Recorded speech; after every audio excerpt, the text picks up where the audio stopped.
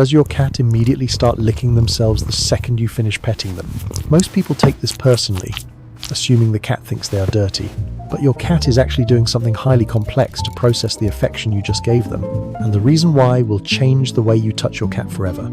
Chapter 1. The scent translation. You've just petted your cat.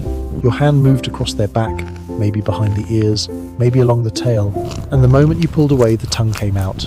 Most owners see that and think, rejected, like their cat is erasing them. Here's what's actually happening. Your cat has somewhere between 45 and 80 million scent receptors in their nose. That's not a metaphor for good sense of smell. That's a completely different relationship with the world than you have. When your hand moves across their coat, you deposit something invisible. Your skin oils, your soap, your sweat, the specific molecular signature that is you.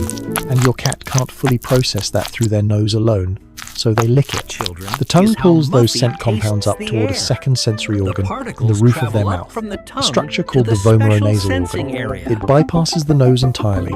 It sends the signal straight to the part of the brain that handles memory and emotion. Your cat isn't removing your scent. They're reading it, memorizing it, filing it somewhere that matters.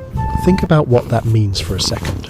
Every time your cat licks themselves after you touch them, they are running your scent through the deepest part of their sensory system. Not to erase you, to keep you. That behavior connects directly to something in Chapter 4 that reframes the whole picture, because not all post-petting grooming means the same thing, and the difference matters more than most people realize. But before that, there's a physical layer underneath the scent processing that almost no one thinks about. Chapter 2, the fur realignment. Here's something most owners never consider, and once you do, you'll feel a little differently about how you've been petting your cat. Your cat's coat isn't random. Every individual hair grows in a specific direction aligned, like grain in wood. And that alignment isn't just cosmetic, it's functional. It regulates temperature. It channels moisture away from the skin. It creates a physical barrier that works in one direction and only one direction. When you pet your cat, really think about this. Which way does your hand move? Quick question. Do you pet against the grain of their fur? Stroke upward along the belly, rub backward across the back? Stop. You are causing physical discomfort. Not pain, not trauma, but real, low-level friction that their nervous system registers and needs to correct. The moment your hand lifts, the tongue begins the work of smoothing every displaced hair back into its proper position. It's not a rejection. It's maintenance the same way you'd straighten a collar or smooth a sleeve.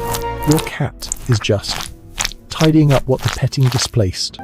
Animal behaviorists who study feline coat health observe that cats groom in extremely precise patterns, always in the direction of growth, always in a specific sequence.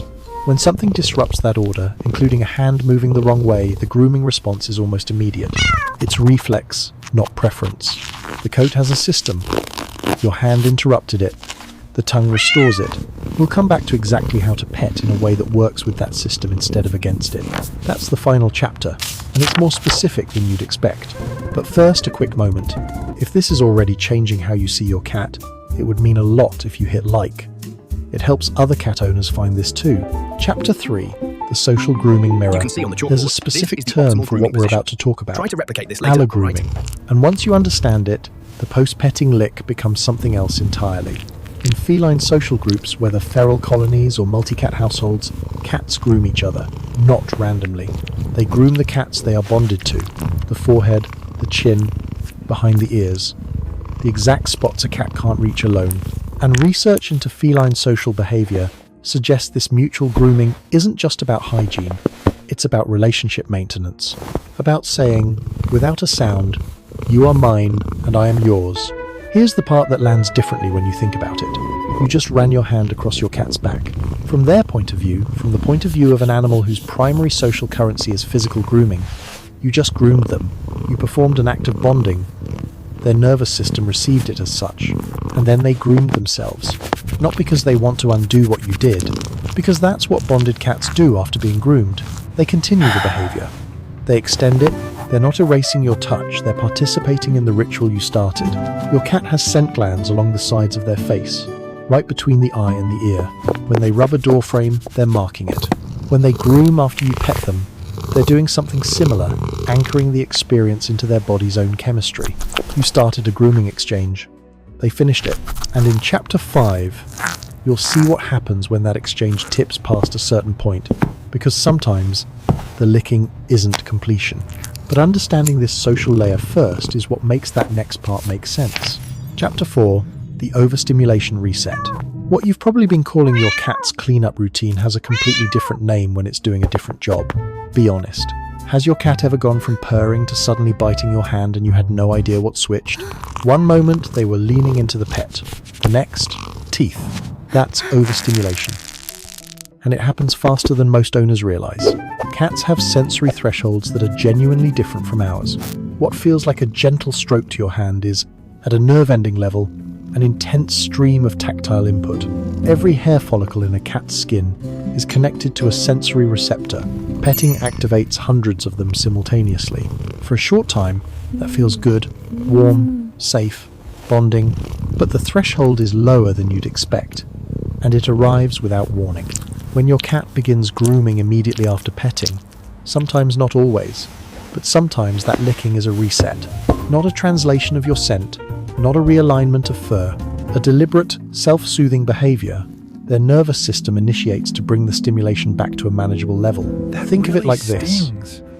You know the feeling of someone touching a sunburned arm, gentle, but too much. Your cat doesn't have words for, "That was lovely, but I'm at my limit." They have grooming, rhythmic, repetitive, self-directed motion that activates their parasympathetic system. It slows the heart rate. It drops the cortisol. It says to the nervous system, "We're okay. We're okay." This is where the callback to the hook matters. Remember we said your cat was doing something highly complex to process the affection you just gave them. This is part of that complexity. The same behavior, 4 completely different possible meanings. And Chapter 5 is where it gets harder to watch. Chapter 5, the conflict grooming. This next part is why I needed you to understand everything before it, because most people who notice this one miss what it actually is. Sometimes the grooming after petting isn't translation. It isn't fur alignment. It isn't a social echo or a sensory reset. Sometimes it's displacement behavior, what animal behaviorists call conflict grooming. And the difference between this and the others is visible if you know what to watch for. Here's what conflict grooming looks like. The petting ends. Your cat doesn't settle into slow, deliberate licking. Instead, they groom suddenly, almost urgently. The strokes are fast, repetitive, focused on one spot over and over. Their body is tense. They're not relaxed into the behavior. They're in it. This happens when the interaction created a conflict your cat couldn't resolve. Maybe they wanted closeness, but the handling felt raw. Maybe they were already at the edge of their threshold before you started. Maybe the environment around them was stressful, and your touch arrived at exactly the wrong moment. Conflict grooming is not about you doing something terrible. It's your cat's nervous system reaching for the only self-regulation tool it has. Grooming releases endorphins, even anxious grooming. The behavior exists precisely because it works. It actually does reduce their distress, even when it looks frantic. The signal to watch for is this. Slow, flowing, deliberate grooming after petting is almost always neutral to positive. Fast, focused, repetitive grooming with a tense body is worth paying attention to. One useful technique here is what you might call the 2-second pause. Before continuing a petting session, stop for 2 full seconds and watch your cat's tail. A slow, wide sweep means continue. A tight, low flick means you've reached the edge. The tail knows before the teeth do. And that brings us to the last chapter, which is where everything lands. Chapter 6. The perfect petting technique. Remember what I said at the very beginning, that your cat is doing something highly complex to process the affection you just gave them? This is where that lands. Because the real question was never, why do they lick? It was, what does that tell you about how to touch them in the first place? Here's the technique. Simple, specific. It works because of everything you now understand. Pet in one direction only, always with the grain. Forehead toward the back of the skull, cheeks toward the chin, spine from shoulders toward tail, never against the flow, never circular on the body. Your hand moves like water running downhill one direction. No friction, no disruption to the coat's architecture. Then, and this is the part most people skip, stop before your cat does. 2 seconds before they shift, before the tail tightens, before the grooming starts. Stop. Let your hand rest still against their coat, or lift it entirely. Give their nervous system a moment to settle at the level of satisfied instead of overwhelmed. What you're doing, biologically, is keeping the interaction inside the window, where grooming afterward is translation and echo, not reset, not conflict. You're ending the exchange at the moment. It still feels like closeness.